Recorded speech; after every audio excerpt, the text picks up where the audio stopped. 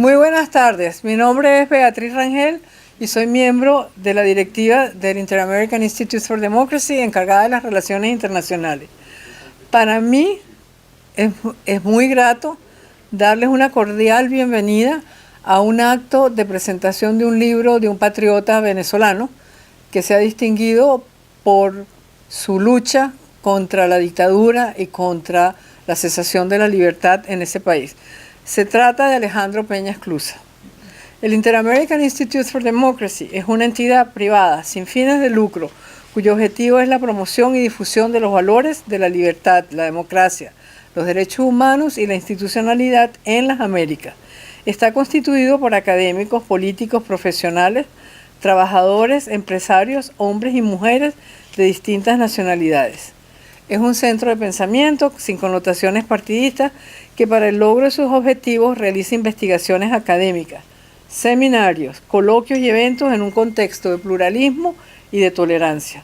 Mantiene un fondo editorial para la publicación de obras que contribuyen a la difusión y defensa de la democracia, de la libertad y de la institucionalidad, como es el caso del libro que hoy vamos a presentar, La Guerra Cultural del Foro de Sao Paulo, escrito por Alejandro Peña Esclusa.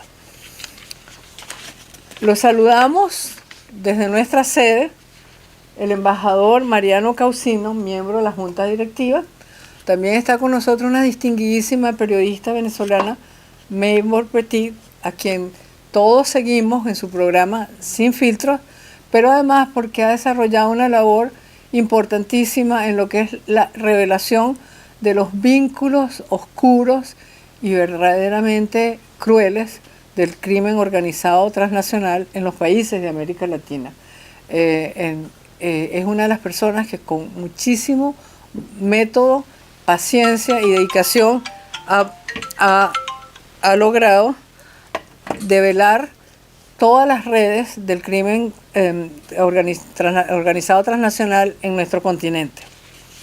También tenemos con nosotros a don Enrique Aristigueta Granco, que es uno de las personalidades más importantes en la lucha por la democracia en Venezuela. Tenemos también con nosotros a Ileana Labastida, que no está en nuestro, pero nos acompaña. Luis Rafael Monch está con nosotros aquí presente, es el editor del libro. Y por supuesto, a través de la internet tenemos a Alejandro Peña Esclusa, que es el autor del libro. Vamos a cubrir el siguiente programa. Vamos a tener unos comentarios sobre el libro de Mariano Causino, Ileana Labastida, Luis Rafael Monch y, por supuesto, Maybor Petit. Vamos a tener la presentación del libro a cargo de don Enrique Aristigueta Granco y cada intervención deberá durar 5 minutos. El libro que hoy presentamos es producto de una rigurosa investigación del proceso de formación y de desarrollo estratégico del Foro de Sao Paulo, instancia de concertación del socialismo latinoamericano con el comunismo cubano. Gracias a Peña Esclusa contamos con una descripción clara de cómo se creó, cuáles han sido sus objetivos políticos, cómo ha crecido y cómo está penetrando las instituciones de las sociedades democráticas en todo el continente. Esta saga nos indica con bastante exactitud el exitoso despliegue de una estrategia destinada a debilitar las democracias latinoamericanas para hacerlas caer dentro del régimen totalitario, secuestrando para siempre la libertad. Desde el punto de vista práctico, el libro tiene 2 virtudes. Primero, siguiendo los preceptos de Sun Tzu, nos ayuda a conocer a fondo el enemigo y desde luego nos permite identificar los factores que han contribuido al exitoso despliegue de esa instancia de coordinación internacional. Desde el punto de vista de la lucha por la libertad, nos indica cuál es el sendero para comenzar el combate de esta estrategia. Pero sin más, le voy a dar la palabra a Luis Rafael Monch, que es un activista pro derechos humanos, editor y periodista, un intelectual libertario nacido en Venezuela. Bienvenido.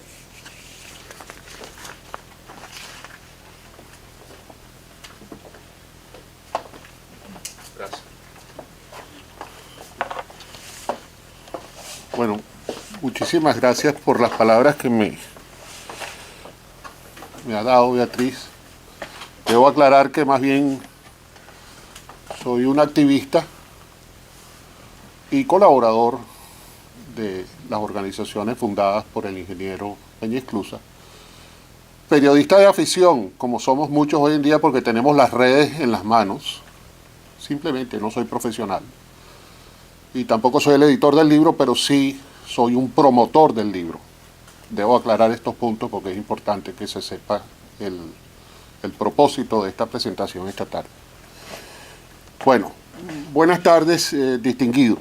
Señor presidente don Tomás Regalado, señor director ejecutivo del Instituto Interamericano por la Democracia, doctor Carlos Sánchez Berzaín, el cual le tengo plenamente agradecido esta oportunidad, y pues a todos los miembros del directorio ejecutivo, asesores institucionales, demás miembros del instituto, honorable público presente. Abro estas palabras citando un segmento escuchado esta mañana en la misa diaria. La justicia es nota esencial de la misericordia. Gracias a Dios por esta institución, sombrilla de la democracia, que abarca diversas ideologías, componentes del pensamiento libre. Libertad, condición de todo ser humano al nacer. Para mí constituye una gran alegría y un orgullo hablar del ingeniero Alejandro Peña Esclusa, puesto que primero lo conozco desde hace muchos años y segundo le he dado seguimiento a su incansable trabajo. Hoy Alejandro nos honra y nos presenta su libro, La Guerra Cultural del Foro de Sao Paulo. Se trata de su cuarto libro escrito sobre este tema. El primero fue El Foro de Sao Paulo contra Álvaro Uribe. El segundo, El Foro de Sao Paulo, una amenaza continental. Ambos editados por la prestigiosa casa Random House. Y el tercero es un libro digital que se llama El Plan del Foro de Sao Paulo para destruir las Fuerzas Armadas. Aunque este último es más bien una compilación. Otros libros y publicaciones están disponibles en la página web fuerzasolidaria.org. Dado que Alejandro ha venido denunciando el Foro de Sao Paulo desde 1995, es decir, desde hace 27 años, es el primer hispanoamericano en haber advertido sobre su existencia, mientras que en Brasil, el primero en hacerlo fue el filósofo Olavo de Carvalho, al cual me voy a tomar la libertad de dedicarle un minuto de silencio porque acaba de fallecer.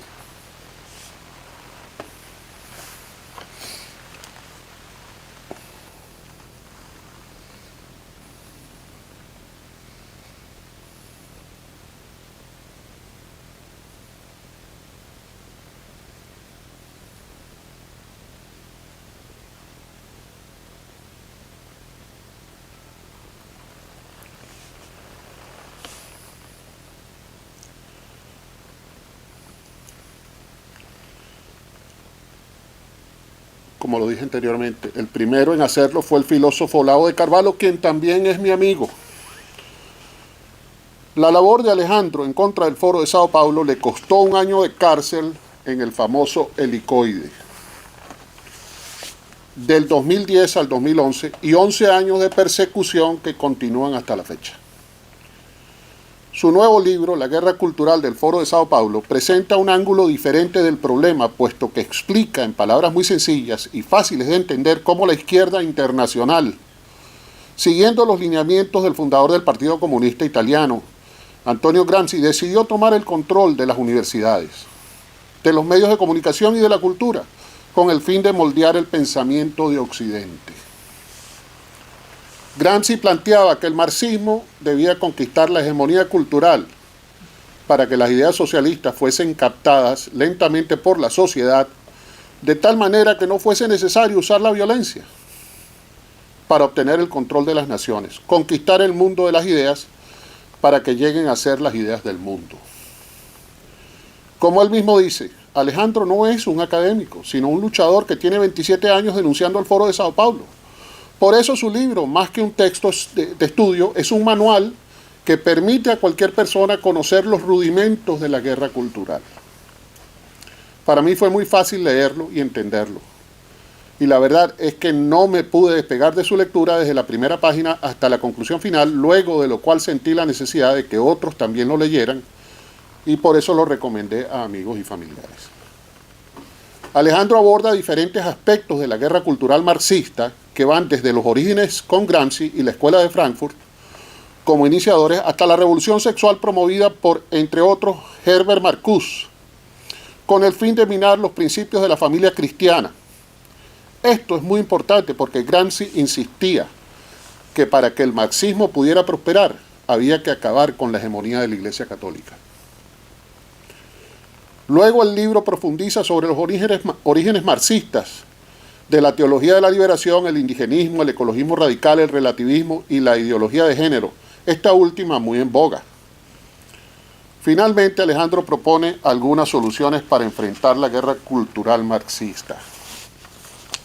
Mi recomendación, pues, es leer el libro, difundirlo, promoverlo, compartirlo con sus familias, porque desde el seno de la familia está la solución, que son las principales víctimas de la guerra cultural. Y para terminar, quisiera leer las frases que aparecen en la contraportada, escritas por el analista colombiano Carlos Sierra Galindo. Nuestros hijos están bajo ataque. Se trata de una nueva forma de guerra. La ofensiva no es contra sus cuerpos, sino contra sus almas. Decenas de mecanismos son utilizados para manipular las mentes de los jóvenes con el fin de impedirles diferenciar entre el bien y el mal. Es la tergiversación de los principios para atentar contra la verdad, el amor, la familia y las creencias más íntimas. Muchísimas gracias.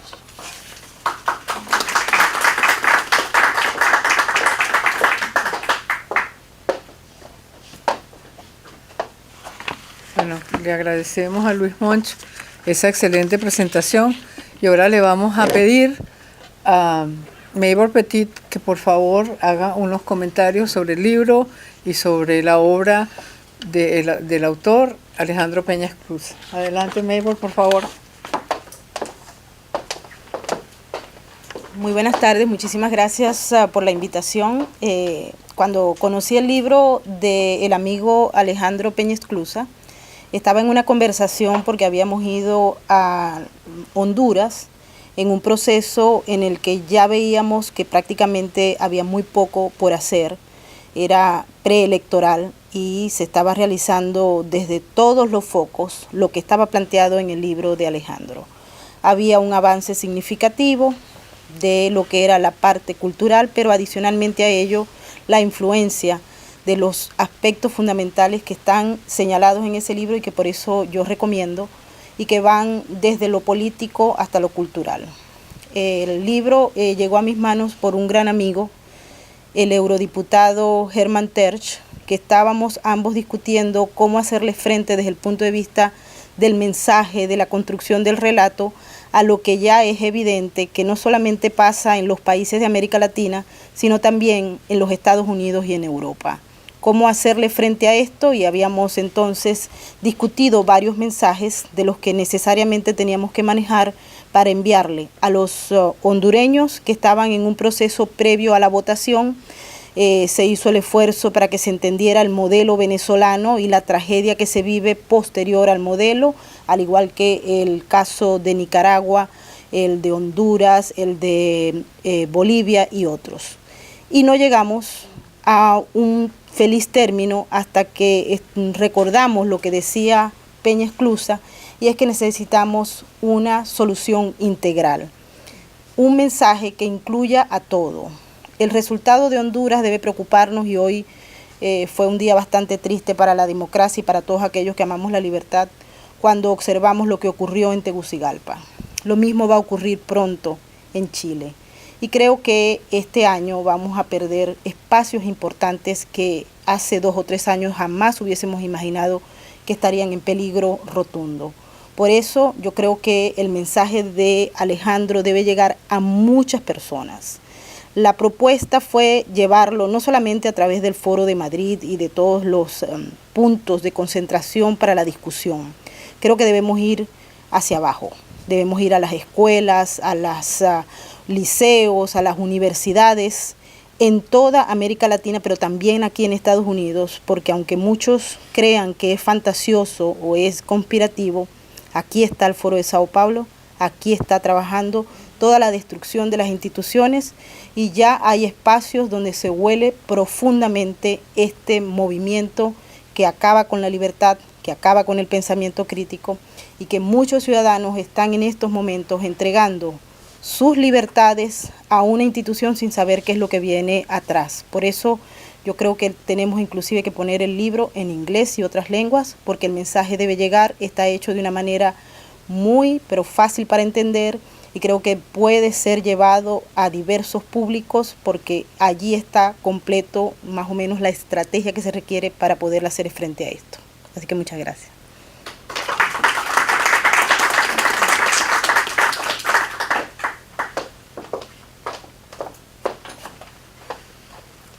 Ahora vamos a invitar al embajador Mariano Causino a que haga unos comentarios. El embajador Causino es miembro del Consejo del Inter-American Institute for Democracy, es abogado de la Universidad de Buenos Aires y profesor de Política Exterior Argentina e Historia Contemporánea. Escribió Argentina 1980-2013, cronología de 3 décadas de historia, y Argentina 1950-1980, una cronología de un país en la Guerra Fría. Ambos editados por Double Hubble. Es colaborador habitual en medios gráficos y audiovisuales y en temas de asuntos globales. Bienvenido, embajador Causino. Bueno, muchas gracias a las autoridades del instituto por permitirme dirigir unas palabras sobre este trabajo.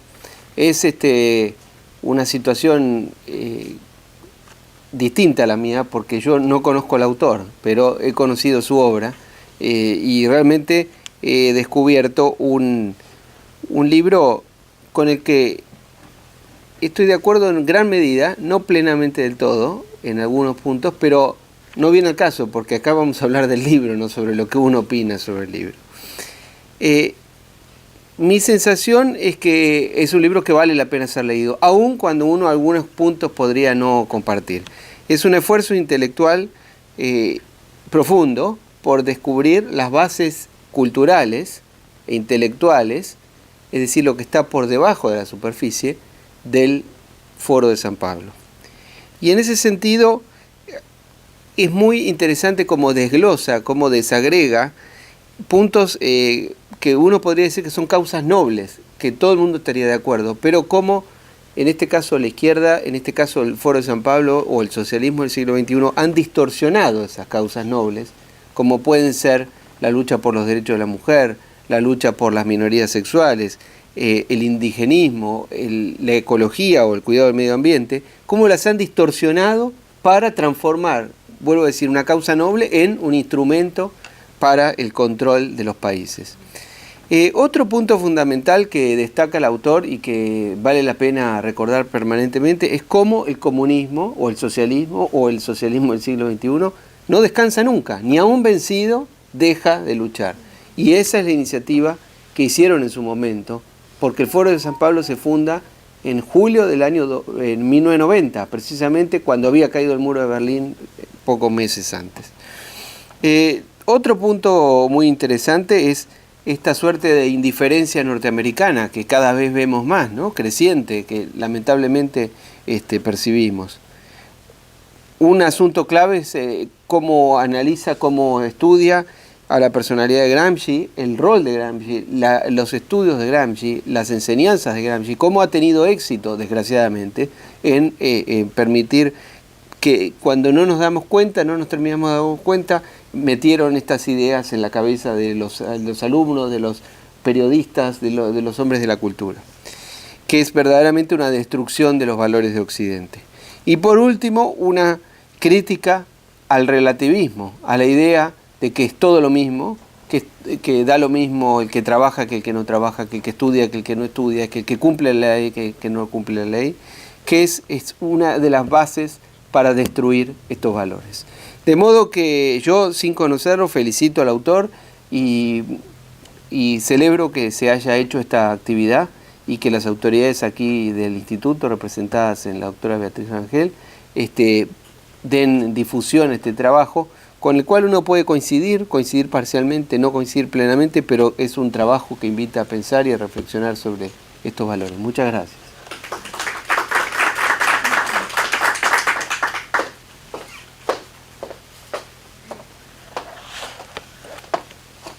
Y ahora, para cerrar esta ronda de comentarios, vamos a invitar a una de las periodistas más destacadas del sur de la Florida. Se trata de Ileana Labastida, que es la directora ejecutiva del diario Las Américas. Es licenciada en periodismo por la Universidad Internacional de La Habana. También tiene estudios de posgrado en otras áreas de comunicaciones, así como 15 años de experiencia profesional en el sur de la Florida, donde ha trabajado para casi todos los medios fundamentales de habla hispana, incluyendo al Nuevo Herald. Bienvenida, Ileana.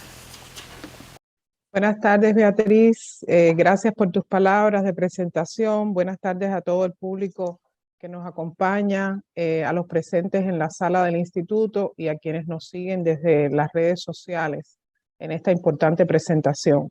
Me plació mucho poder saludar al inicio de este encuentro a Alejandro Peña Esclusa, pues aunque por primera vez lo conozco personalmente, así sea por esta vía virtual, sí conozco su obra y ciertamente tengo que decir que cuando comencé a leer el libro me sentí tan identificada con todo lo que vi ahí que ciertamente tengo que agradecer que me hayan invitado a poder participar en estos comentarios que estamos realizando esta tarde. Hace mucho, ciertamente, que un texto escrito en forma de compendio de ideas y experiencias no lograba provocar en mí la sensación de estar repasando experiencias vividas. Y es que desde el momento mismo en que Alejandro Peña Esclusa menciona la fecha de creación del Foro de Sao Paulo, sentí que viajaba en una máquina del tiempo hasta el año 1990. Recién terminaba de desaparecer el muro de Berlín, como todos recordamos, en aquel momento, y comenzaba la desintegración de la Unión de Repúblicas Socialistas Soviéticas. A la misma vez, Fidel Castro en Cuba nos anunciaba a los cubanos un tiempo de escasez y privaciones absolutas al que eufemísticamente Castro denominó periodo especial en tiempo de paz. Si hacemos un ejercicio de retrospectiva y retomamos la fecha de creación del Foro de Sao Paulo, resulta fácil darnos cuenta de que esa búsqueda de alianzas en Latinoamérica emprendida por Castro fue la tabla de salvación que, al quedar huérfano del socialismo como sistema, una vez que se desintegró en Europa del Este, pues él se dio a la tarea de diseñar, pero no para evitar que los cubanos padeciéramos una etapa de hambre y necesidades, y las necesidades más esenciales en las que nos vimos envueltos, sino para conseguir que de lobo solitario, como se había quedado tras la desaparición de la URSS, pasara a convertirse en el guía de una manada, tal y como lo consiguió con la creación de la corriente del llamado socialismo del siglo XXI. Como lo explica el libro de Esclusa, Hugo Chávez fue el elegido para sellar este propósito, pero no realmente porque el dictador cubano hubiera descubierto en Chávez dotes especiales. Seguramente antes había estudiado con ansias su personalidad, se había dado cuenta de cuánto deseo de poder tenía Chávez y entonces le brindó asesoría y, a cambio, a costa de ello, dilapidar y empeñar toda la riqueza de la nación venezolana, como sabemos que ha pasado.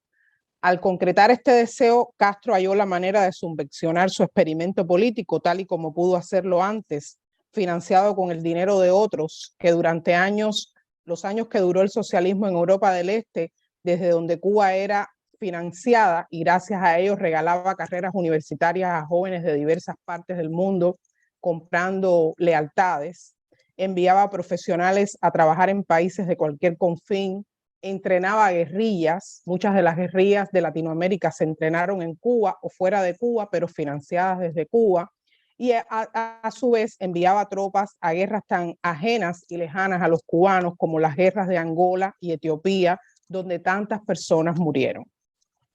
Si nos centramos en el trasfondo del enfrentamiento cultural que trae intrínseco el conjunto de conceptos alrededor del Foro de Sao Paulo, como explica Esclusa en su libro, podría asegurarles que el lado práctico de esta doctrina que hoy analizamos gracias al excelente libro, se desarrolló durante décadas, mucho antes de 1990, en ese gran laboratorio que ha sido la isla de Cuba. Los preceptos de esta guerra cultural que advertimos hoy comenzaron a aplicarse en Cuba desde enero de 1959 y hay muchas personas que viven para testimoniarlo. Los efectos de atizar este enfrentamiento cultural valiéndose de recursos como el odio de clases y racial, el enfrentamiento entre géneros, el ataque a la práctica de la fe cristiana, la desautorización de los padres en la educación de los hijos y el desmoronamiento de un sistema de valores que constituían una tradición, han sido acciones que durante años dividieron a la nación cubana, no solo por los millones que emigramos, sino porque al mantenerse socavando ese tejido social durante tanto tiempo con tanta intencionalidad, podríamos afirmar que el daño ha propiciado en Cuba el surgimiento de un tipo de ciudadano aferrado en primera instancia al instinto de sobrevivir por encima de cualquier otro valor, sin dejar de hacer la salvedad de que bajo ese tipo de sociedad, quienes reclaman más allá de la posibilidad de sobrevivir, ya sabemos lo que les pasa. Para la guerra cultural que enfrentamos hoy, han surgido otras herramientas, porque contrario a lo que podemos pensar, los ideólogos de estos propósitos, agrupados en organizaciones como el Foro de Sao Paulo, invierten tiempo y recursos en tratar de ser eficaces. Cuba fue el laboratorio práctico de donde surgieron las bases que se esconden tras el llamado Foro de Sao Paulo. Para enfrentarlo hay que conocerlo y documentarse. Y para ello se necesitan libros como este que presentamos hoy. Pero para que su lectura vaya más allá de un momento de recuentos, estas páginas deben conducirnos al análisis de por qué 30 años después del surgimiento del Foro de Sao Paulo, las doctrinas que lo sustentan continúan despertando simpatías y ganando adeptos. En mi opinión, deberíamos preguntarnos qué no estamos haciendo o qué estamos haciendo mal para que esto suceda. Al menos es la interrogante que me formulo después de haber leído este excelente libro. Muchas gracias.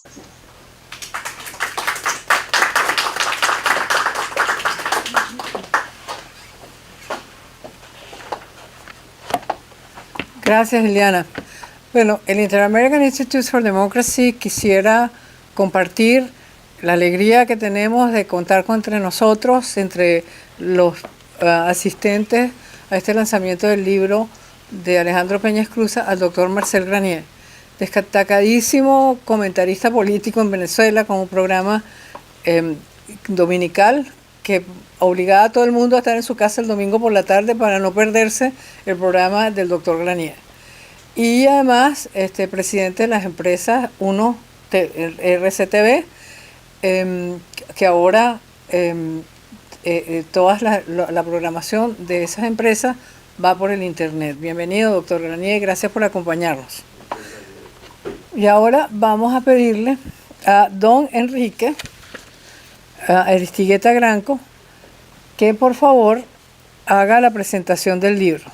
Don Enrique es un abogado y político venezolano. Fue miembro de la denominada Junta Patriótica que lideró la rebelión contra el dictador Marcos Pérez Jiménez, forzando su salida al poder el 23 de enero de 1958. Estudió Derecho en la Universidad Central de Venezuela, fue diputado al Congreso Nacional, embajador itinerante en el Caribe, viceministro de Relaciones Exteriores, gobernador encargado del Estado de Nueva Esparta, presidente de la Comisión Investigadora contra el Enriquecimiento Ilícito y director del Registro del Consejo Supremo Electoral. Bienvenido, don Enrique.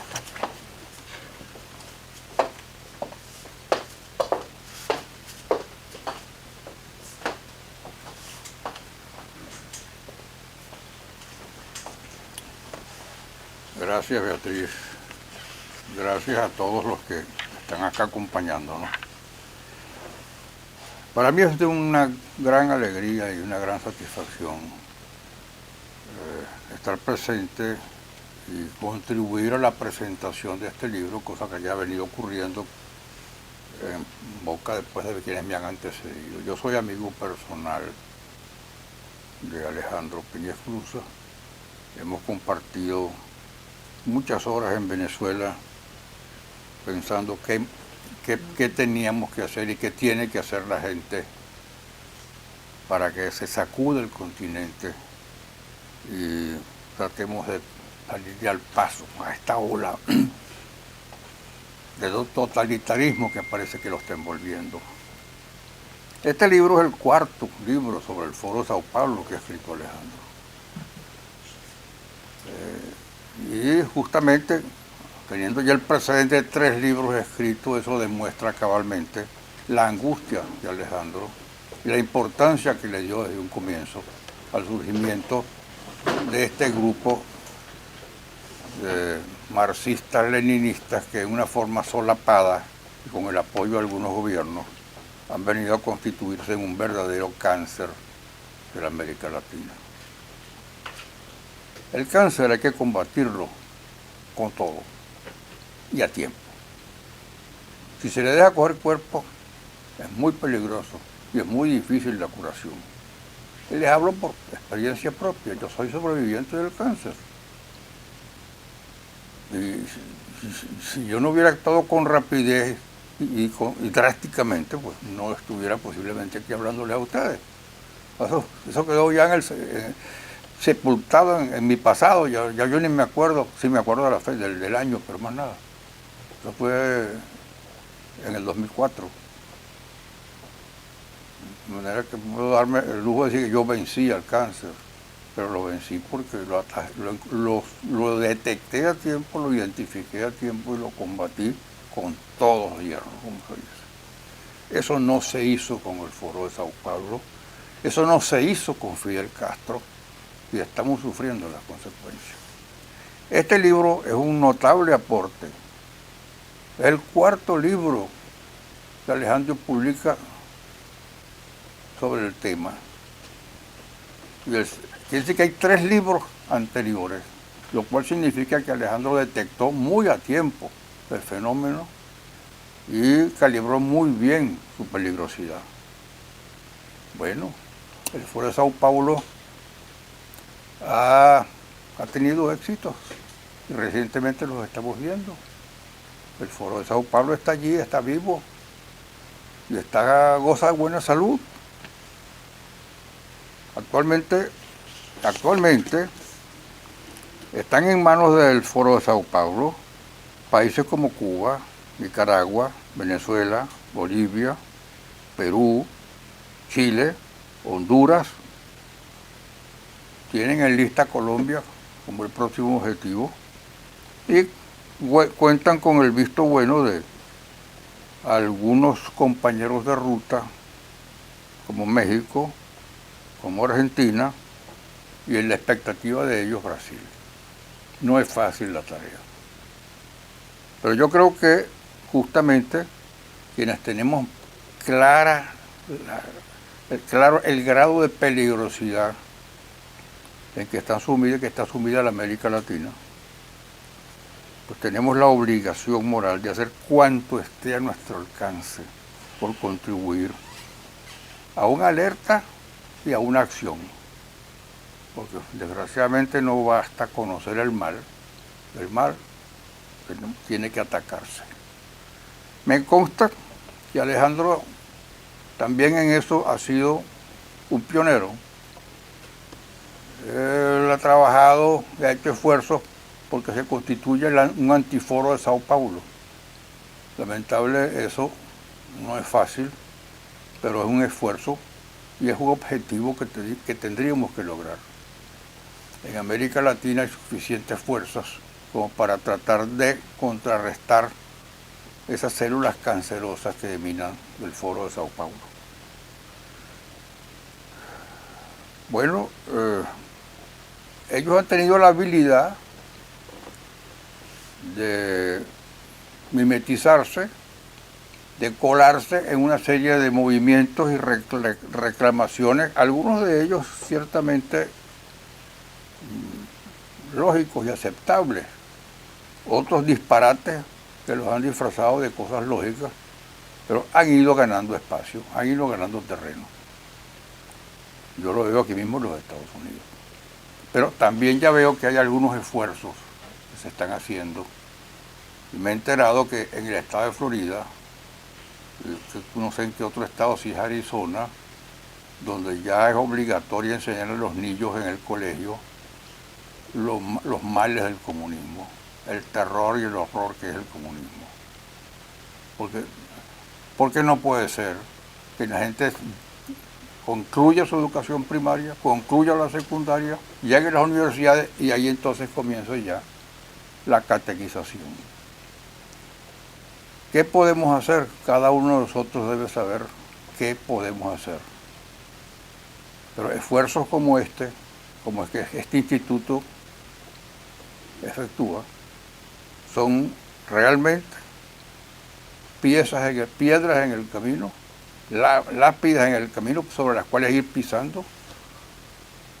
Quiero decir, piedras planas, grandes, pavimentadas al estilo romano, para ir haciendo un camino firme y seguro y erradicar de nuestro continente, con todo lo que pueda significar, con todo lo doloroso que puede ser, porque no es posible que el Perú esté en manos de un subnormal, que Chile esté en manos de un personaje que ha dicho exactamente lo que él es y la gente lo haya votado y el Perú lo hayan votado y mucha gente quiera votar por un Petro en Colombia. No fue el caso de Chávez. El Chávez llegó a Venezuela mimetizándose y haciéndose pasar por un hombre amplio, que lo que quería era poner orden en un país. Y al poco tiempo de llegar, pues comenzó ya la ruta trazada, convocar una constituyente, cambiar las leyes y simplemente quitarse la careta. Bueno, ya estamos avisados, ya sabemos cómo lo están haciendo. Ahora tenemos que ponernos de acuerdo para evitar que eso siga ocurriendo.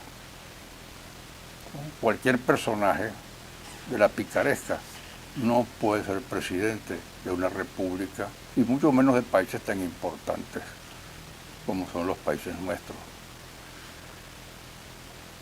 Estamos haciendo el esfuerzo en la medida de nuestras posibilidades, lo vamos a seguir haciendo, pero tenemos el deber de convencer a todo aquel a quien podamos de que este esfuerzo no puede detenerse y que tiene que ir en aumento, para por lo menos tener la tranquilidad de conciencia que hicimos cuando hicimos todo lo que estuvo a nuestro alcance. A Alejandro le quiero mandar un buen abrazo, mi felicitación por este libro, que igual que los otros tiene la ventaja de estar escrito en un lenguaje simple que todo el mundo puede entender.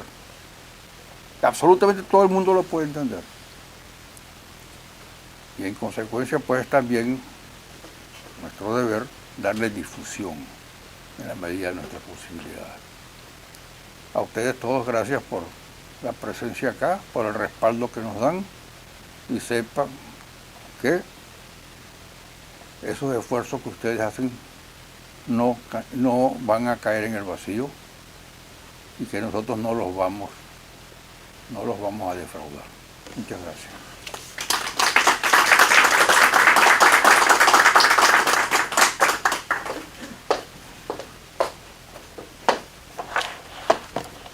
Bueno, y ahora vamos a escuchar las palabras del autor, Alejandro Peña Esclusa, que es un escritor, analista y consultor político venezolano. Experto en el tema del Foro de Sao Paulo, es pionero de las primeras protestas contra el actual régimen de Venezuela. Fue encarcelado en el Helicoide y hasta la fecha sigue siendo un perseguido político. Adelante, Alejandro.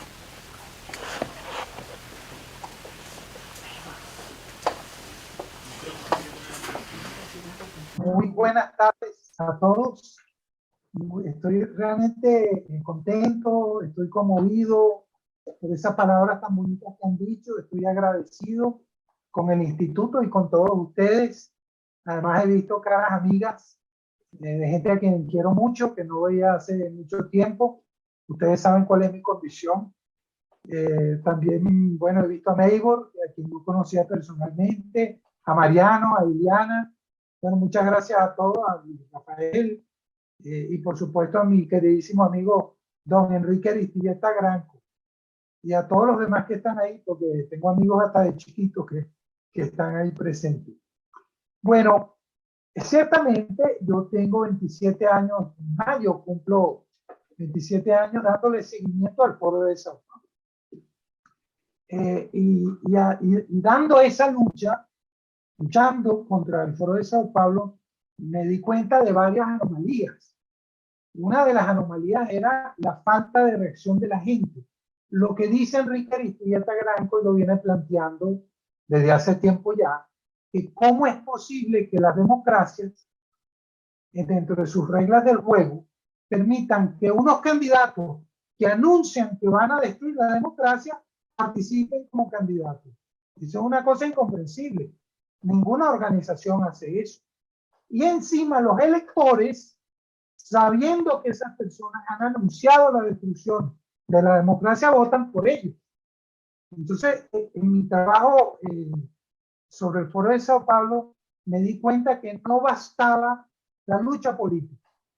Los 3 libros que he escrito anteriormente sobre el Foro de Sao Paulo se trata del aspecto político, qué son, cómo funcionan, cuáles son sus estrategias, etcétera, etcétera. Pero este libro es diferente. Este libro, La Guerra Cultural, las circunstancias me llevaron a hacerme preguntas. Bueno, pero ¿por qué la gente permite eso? ¿Qué es lo que está pasando? ¿Es que la sociedad está enferma? ¿Es algo espontáneo o es algo provocado? Y esas preguntas me llevaron a hacer una investigación que se resumen en este libro, que, como ustedes mismos dicen, es fácil de leer porque no es un texto académico, es un manual de combate. ¿Para qué? Para hacer lo que Neighbor decía, un movimiento. Hay que hacer un movimiento continental por la defensa de nuestros valores y nuestros principios y de la democracia. Este libro tiene los rudimentos, las bases para construir ese movimiento. A ver, esta tarde se ha mencionado el tema de la desintegración de la Unión Soviética, de la caída del muro de Berlín. Eso fue un proceso lento, duró muchos años. Y luego hubo unos detonantes que permitieron, pues, la desintegración de la Unión Soviética. Básicamente que lentamente, progresivamente, se fueron carcomiendo las economías de los países de la cortina de hierro. Pero al ocurrir eso, los comunistas, que también estaban sorprendidos, al igual que todos los demás, hicieron una reflexión, un análisis, un replanteo. Dijeron, mira, no basta reprimir, como hacemos en Rusia, o como hacemos en los países de Europa Oriental, no basta pues las armas, porque se nos ha derrumbado el sistema, hace falta algo más. Y fue así como el comunismo rescató las ideas del fundador del Partido Comunista Italiano, Antonio Gramsci, a quien también se ha mencionado en la tarde de hoy, que él prácticamente advirtió, señaló a los comunistas, mira, no basta el uso de la fuerza. En Rusia, pues, Stalin aplicó la fuerza y eso no es suficiente. Primero, hay que tomar la hegemonía del pensamiento, hay que tomar el control de las mentes, hay que, digamos, obtener esa hegemonía primero, cultural, filosófica, ¿verdad? Para posteriormente asaltar el poder y que no haya resistencia. Es decir, que no haya que utilizar las armas. Y para eso, decía Gramsci, me parece sorprendente, lo dijo abiertamente en los cuadernos de la cárcel que escribió mientras estaba preso, había que demoler los cimientos de la cultura judeocristiana occidental. ¿Por qué?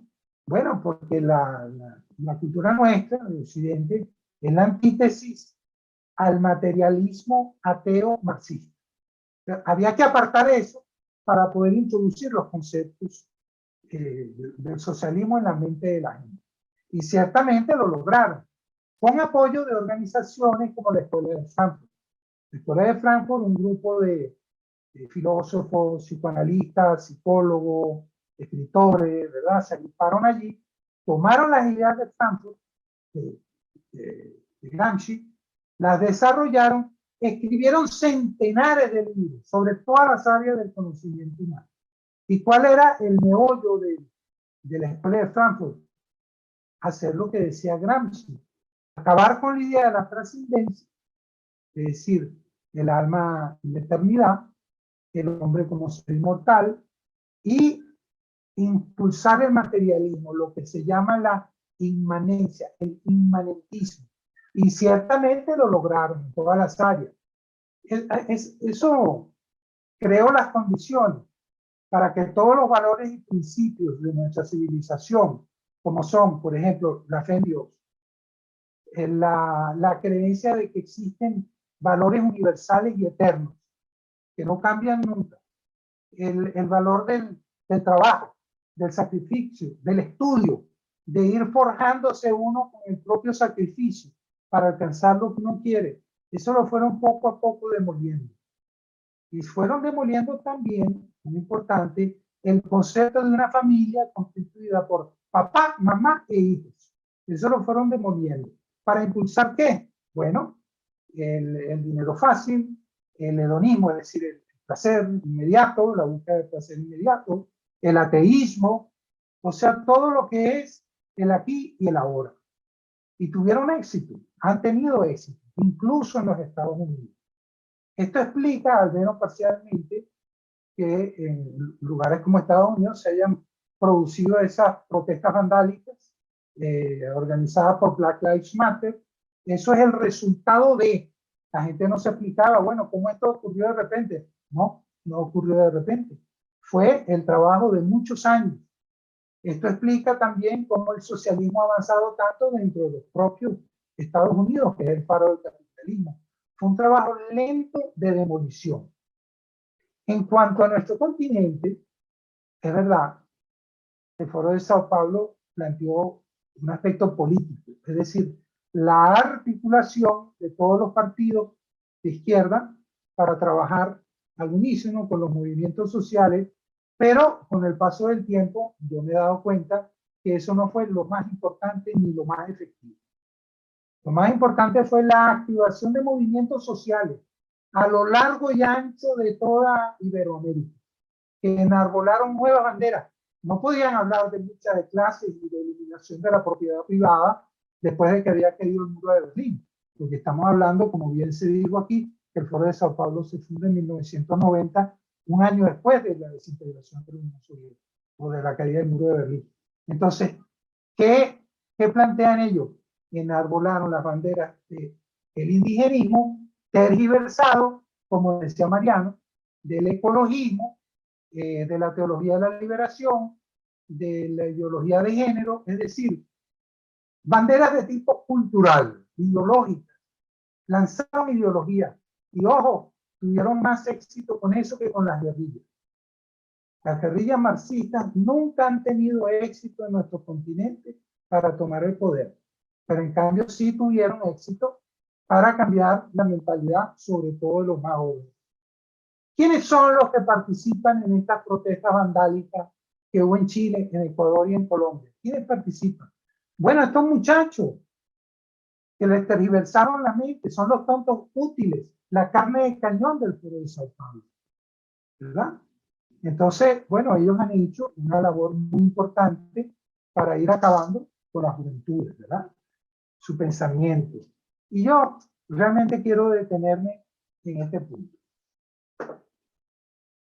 Hay una parte muy cruel de la guerra cultural, muy efectiva, es probablemente la más grave de todas, que tiene que ver con una necesidad que tiene el Foro de Sao Paulo, Marxismo Internacional, para impulsar la lucha de clase, el odio de clase y el materialismo. Para que eso tenga éxito, para impulsar el odio entre la gente, tú tienes que matar el alma de las personas.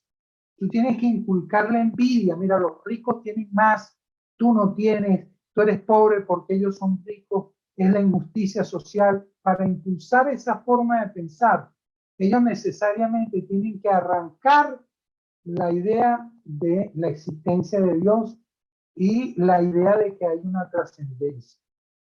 ¿Y qué es lo que dice el marxismo? Bueno, uno nace, uno crece, uno envejece y uno muere y hasta ahí llegamos. Caramba, qué triste. Qué triste es vivir una vida así. Entonces, esta gente enseña que la trascendencia no existe. ¿Y qué hacen? Bueno, este es el meollo de lo que quiero decir y lo que más me ha impactado. Le quitan a los muchachos la alegría de vivir. Eso es lo que hacen. Le quitan a los muchachos la alegría de vivir. Porque ¿qué hace un joven? ¿Por qué un joven es alegre? Un joven sabe también que va a envejecer y va a morir. Pero él sabe que su vida tiene sentido porque va a ser algo grande. Que su vida está al servicio de los demás. Que él puede hacer nuevos descubrimientos, pensar en grande, en cosas maravillosas. Pero si a ti te dicen que la vida llega hasta aquí y después te muere y punto, bueno, entonces hay que disfrutar el aquí y el ahora.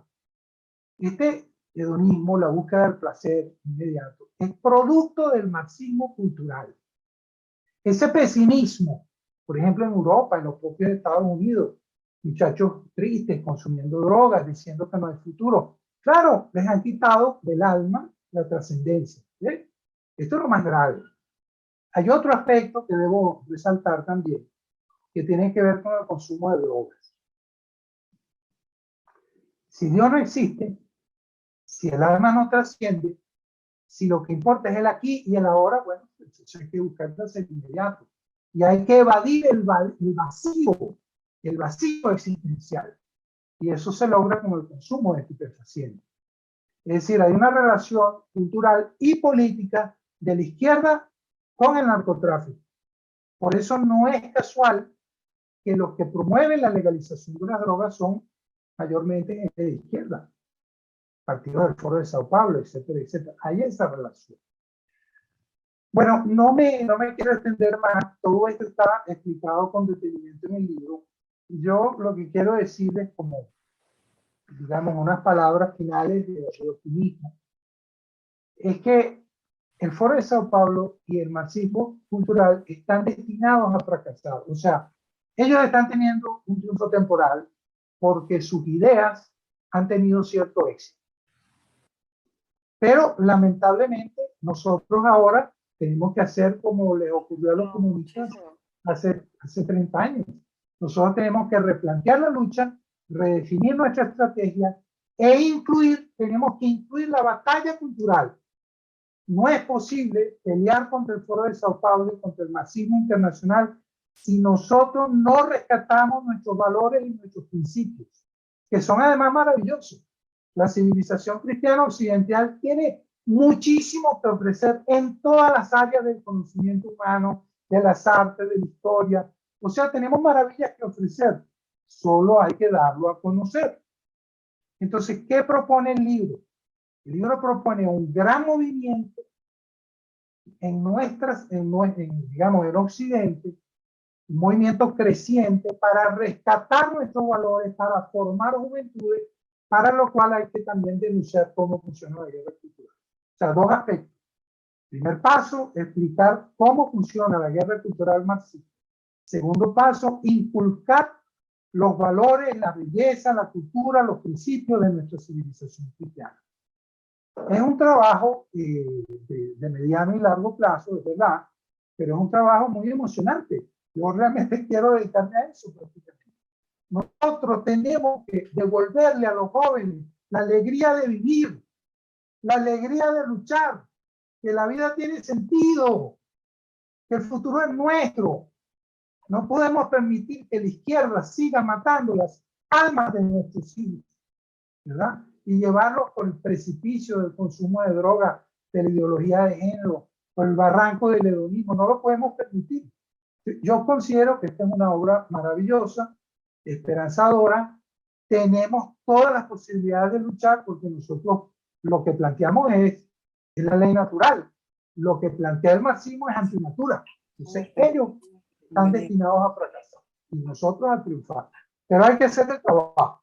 Entonces yo los invito a unirse a esto y a trabajar duro en esto y a crear un movimiento, y yo estoy anotado en eso, a tiempo completo. Bueno, muchísimas gracias al Instituto, gracias a ustedes por su paciencia. Perdón si me emocioné un poquito, pero yo estoy apasionado con estos temas y quiero realmente enviarles un abrazo muy fuerte a la distancia.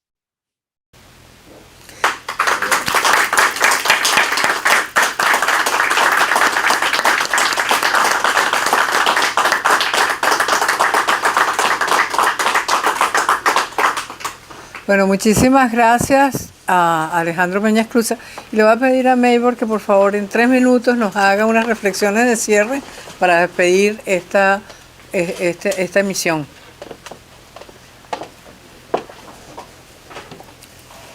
Una de las lecciones que nos deja este libro es que podemos cambiarlo. Pero podemos cambiarlo y tenemos que buscar los mecanismos y las vías que son las más posibles, las más viables para poder llevar el mensaje. Porque la izquierda ha ganado terreno, la izquierda posee el monopolio de los medios de comunicación y lamentablemente todos aquellos que levantan su voz en contra son de inmediato cancelados. No solamente está ocurriendo este fenómeno en los Estados Unidos, para los muchos es una cosa muy novísima, pero los que vivimos en Venezuela y tuvimos la oportunidad de levantar la voz, y aquí está un ejemplo vivo, pues fueron cancelados. Alejandro fue cancelado, así es que creo que este mensaje final debe ser de optimismo. A los de izquierda se les cayó la Unión Soviética, los de izquierda sufrieron golpes duros en el siglo XX y fueron capaces de recomponerse y de llegar al punto medular para continuar y ganar. Y creo que eso es lo que nos falta a los que estamos de este otro lado. La fuerza, la coherencia, el conocimiento del problema para luego crear un mensaje que sea convincente, que sea capaz de llegar. Mucha gente nos dice, pero ya estamos cansados de escuchar el diagnóstico, pero ¿qué vamos a hacer? Cada quien es responsable, cada quien tiene que seguir. Luego de la estrategia que ya se ha visto, y aquí en el estado de la Florida, yo realmente vivo en Nueva York y me siento como si estuviera viviendo en Caracas, como si nunca hubiese salido de Caracas, en Nueva York. Pero cuando llego acá, siento que existen posibilidades de modelos alternativos. Hemos tenido oportunidad de conversar con el gobernador, a quien vemos no solamente como un líder, sino como un hombre capaz de entender el problema y de buscar soluciones para ponerlas en práctica. Y yo creo que por allí debemos ir. Así es que este mensaje de hoy necesariamente tiene que ser optimista, tiene que ser de responsabilidad de cada uno de los que creemos en la libertad para tener una lucha que nos lleve al éxito. Si los comunistas no hubiesen tenido convicción y hubiesen creído en su propio mensaje, no se hubiesen levantado y la Unión Soviética hubiese quedado en el año 1989. Pero fueron capaces de recomponerse, capaces de crear un mensaje, de renovar sus ideas y de presentarlas como si fueran nuevas, a pesar de que eran viejas. Y se lo creyeron. Nosotros tenemos ahora esa tarea. Es un reto grande, pero sé que lo podemos cumplir. Buenas noches.